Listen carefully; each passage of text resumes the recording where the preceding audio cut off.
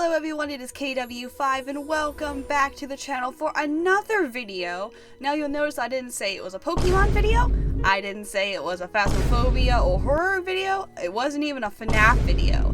Today we are doing a theory video on the Tinkerbell movies. Now I know this series came out a really long time ago. But I got into the series really late. I was about 14. There were like 4 movies in by the time I even found out this thing existed. And honestly, I was a little skeptical going into it. I'm like, I don't really have an interest in fairies. That's not my thing. I was down in the dirt, playing in the mud, playing with trucks, imagining buying a pickup truck at this time in my life. I was not interested in fairies or anything to do with it. I ended up watching one movie by absolute random chance, and we're not going to discuss why I fell in love with it, but I did. And at this time period in my life, I was really into Greek mythology, Celtic mythology, and just anything mythology related. And I noticed some discrepancies right away. And I have waited this long. It has been 7 years, going on 8 now, since the first movie came out. Still waiting for the next installment. Hey, Disney, if you want to hurry that up a little bit, that would be great, thank you. And we're like, hey, there's some things I want to talk about. Some things that don't quite fit the realm of lore that seems to fit into the Disney franchise, and I want to see what you guys think. Is this intentional, or was this purely by accident? Let me know in the comments below, but before you do that, let's take a look at one of the most obvious things that you hit the moment you enter the movies. First movie, going all the way back to the original Tinkerbell movie, first thing you see is born of happiness, clothed in cheer, welcome to Pixie Hollow. Now that's the first thing you get. The moment Tinkerbell arrives, that's the first thing you're gonna see. Like basically the first sentence that's said by Queen Clarion. Now, there's something that's very interesting about that, and that's what we're gonna look at today. Not necessarily her arrival ceremony, but more the part of welcome to Pixie Hollow. What we're looking at today is the difference between a pixie and a fairy, because if you guys have done anything on Celtic mythology, if you've done any study, you know that people do use fairies and pixies interchangeably. They are not the same thing. And I don't know if that was intentional on a play on Disney's part, or if it was just an oversight, but let's go through the differences between a fairy and a pixie and see if we can figure it out. So, what is the difference between a fairy and a pixie?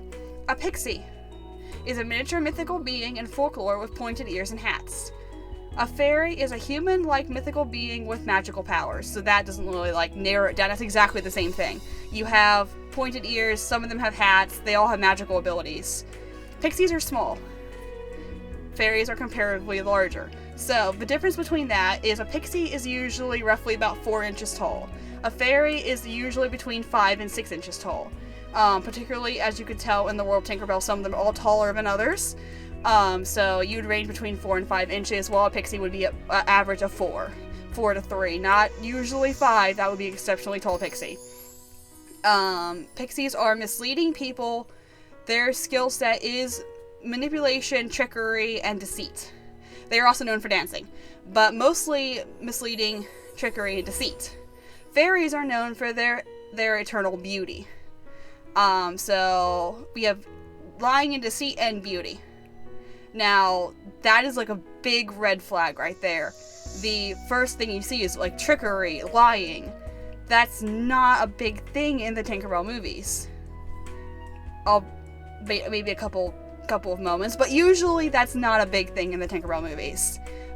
Beauty is something that they kind of mention is important, but as you have if you've seen the Pixie Hollow games, you watch the ending credits, it's literally the whole thing is it's not about outward beauty. It's not about how you look. It's about how you are as a person.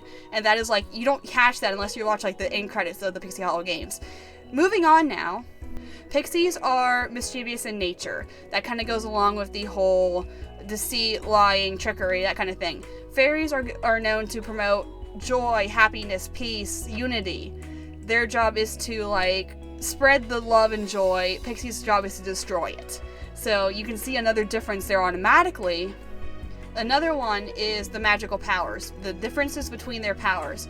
Pixies are known to have more magical powers, demonstrating kindness and intelligence. That is quoted exactly from the website. Kindness, intelligence, they're usually the smart ones. The fairies are known for having the powers to change the weather and nature, which fits along with the movie whole theme. Kindness intelligence is not a fairy strength. They're actually known to be more stuck up, more prideful, more in tune on how they look compared to how smart they are or how good they are at their job. That is not emphasized in the movie at all, but that is the characteristic of more externally focused than internally focused. They're focused more on how they look than their personality. In Celtic mythology, where pixies originated, they were said to either have no wings or wings of a butterfly, which is very drastically different from a fairy's wings, which, as you've seen in the movie, is canonically accurate. Large wings more resembling that of a dragonfly over a butterfly. Fairies are said to be worldwide creatures, while pixies are said to have only formed in England and remain in England. So that's another thing, is fairies are everywhere, and pixies are in one specific area of England, usually in the hillsides of Ireland, which makes sense because it's Celtic mythology, would be in that general vicinity over the rolling hills. Pixies are said to live in gardens, while fairies are said to live in trees, under logs, wherever they can live, without being detected by humans. So moving on from the differences between a fairy and a pixie, there's one more thing I think is interesting. In original Celtic mythology, fairies were known for being shapeshifters and using magic to disguise their true appearances. This is how the thought of changelings came about, which in mythology is where a fairy is left in place for a stolen baby, like a child has been kidnapped by the fairies, and they would place them with a changeling that you normally do not notice for several years, and it's like, hey, something here does not feel right. Like, the child is not growing. Hey, you've got wings. So that's another thought of, hey, fairies in some mythology beliefs are a little more tricksterish, a little more mischievous. It depends on if they like the person, though. If they find someone they like, they will bring blessings and good things upon them. If they find somebody they do not like, A, you're going to get changelinged. If you have a child, you're going to have a changeling probably pop up at your doorstep. And B, they will bring you curses and disaster to all that follow.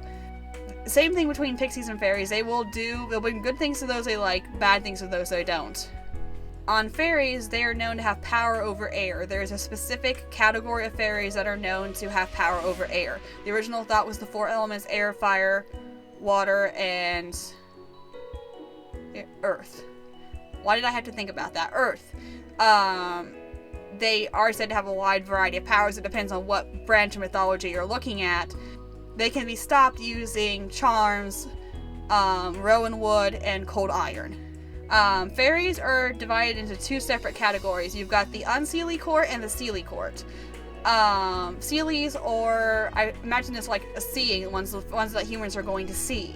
The seelie court. The ones that have more positive attitudes towards people, they like people, they want to help people. While the uneasily court is the half that does not like people and will want to bring destruction and ruin upon them. So it's up to like the mythology and which one it is. I think we know from watching the movies which seelie court we're looking at for the Tinkerbell movies. Another side fact, this is very interesting, and I think something that Disney might have been leaning into when they called it Pixie Hollow and not Fairy Hollow. Pixies and fairies are constantly at war. Now, there's not a lot of detail on this in mythology, Celtic mythology, but it is stated that they are constantly at war. They are everywhere you look. If you see a fairy, a pixie is probably not far away trying to fight them off for their territory. Which is an interesting fact considering it is called Pixie Hollow. So one has to imagine what happened to all the pixies. Why is it called Pixie Hollow if you have all fairies? There's not a single pixie in that area. We have not been led to believe that there are any pixies. And that is a very good point as to why it's called Pixie Hollow. Were they driven out of their territory? What happened in the story that we aren't told that would explain where the name Pixie Hollow came from when there are no pixies? That is probably the question that brought everything up in the first place, and it's probably the question that stuck the longest. So, as a wrap-up, in the Tinkerbell movies, the word fairy and pixie seems to be used interchangeably. They are really, really not the same thing. They are two completely different species of mythological creature, and I don't know if it was intentional. or if it was an accident. But if it was intentional, that could open up many doors for future movies if Disney ever gets back to making movies, which I would really appreciate if they did. It's been like 6 years. It's probably been longer since Legend of Neverbeast. Can you guys, like, move the process along? Like, hi, hello, move along just a little bit, please. Just a tad bit faster. That would be awesome. Whatever happened to that one that got canceled in 2020, the Ring of Disbelief, I believe it was going to be called. That was going to be so much fun. I was looking forward to that so much, and then it got canceled. So if you guys would, like, maybe bring that back, that would be fantastic. Thank you guys so much for watching. Again, if you enjoyed the video today, please consider leaving a like and subscribe. Let me know what you thought, what your thoughts of the lore was. If you have any other ideas of what could have happened, feel free to let me know. This is my first time looking into it. We might go deeper in future things. There's a lot of things that are discrepancies in the shows, even from one show to the next. There's a lot of discrepancies. And we can look into those if you guys are excited for that. But until next time, KW5, out.